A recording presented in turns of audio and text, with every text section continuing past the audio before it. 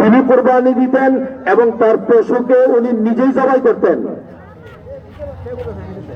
এটা হইল উত্তম। যিনি কুরবানি দিবেন ওনার পশু উনি জবাই করবেন, এর দ্বারা সওয়াব বেশি হবে। এখন যে ব্যক্তি একটা মুরগি জবাই করতে পারে না, হ্যাঁ কেমনে গরু জবাই করবো? কথা বুঝতেছেন না মনে হয়?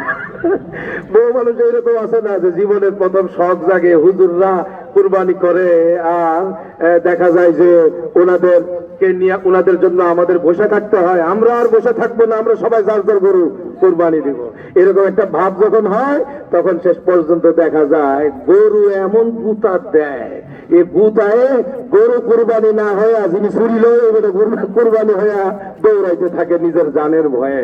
এরকম হালাত কোনো সময় হয় কি হয় না? এই জন্য যাদের আগের থেকে প্র্যাকটিস নাই, আগের থেকে অভ্যাস নাই, অভিজ্ঞতা নাই, আপনারা এই কাজের মধ্যে না গেলেই ভালো। এই জন্য যে এই লাইনের কাজে খেদমতে অভ্যস্ত এবং এটা সুন্নত তরিকায় কুরবানি কিভাবে দিবে এটা জানে, এইরকম ব্যক্তিদেরকে দিয়েই আমরা কুরবানি দেওয়াবো, এতে কোনো অসুবিধা নাই। তবে উত্তম হইল যিনি কুরবানি দেবেন যদি জবাই করেন আরেকজন, কিন্তু কুরবানির দাতা জবাই করার অবস্থায় ওখানে দাঁড়ায় থাকা উত্তম, নিজে নিজের চোখ দিয়ে দেখা। কুরবানি তো পুরুষ মানুষের উপরে যেমন ওয়াজিব হয়, নারীদের উপরেও ওয়াজিব হয়। এখন কাদের উপরে কুরবানি ওয়াজিব হয় এই ওয়াজ করে লাভ নাই।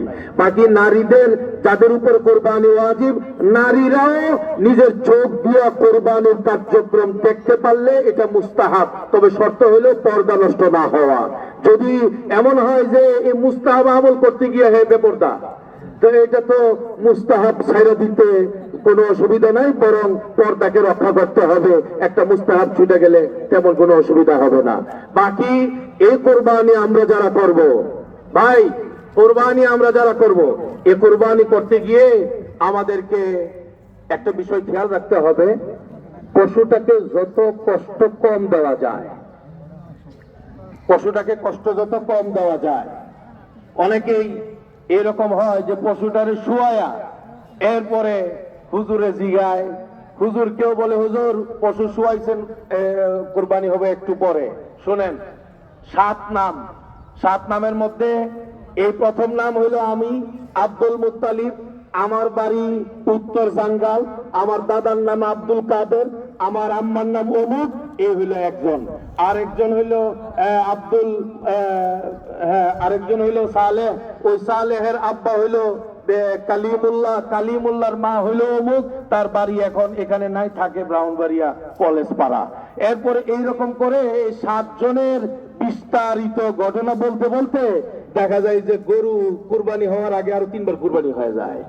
এইরকম কষ্ট দেওয়া যাবে না, বরং মাসআলা হলো আপনি যে কুরবানির পশুটা আপনি কিনছেন, এই পশুটার মধ্যে 7 জনের নিয়ত করছেন যে অমুক অমুক অমুক অমুক মানুষের নিয়ত করলাম, শেষ। এখানে হুজুরকে জানানোর কোনো দরকার নাই, আপনি সবাইকে জানায় এলান করার কোনো দরকার নাই। মনে মনে যে নিয়ত করছেন, পরামর্শ করছেন,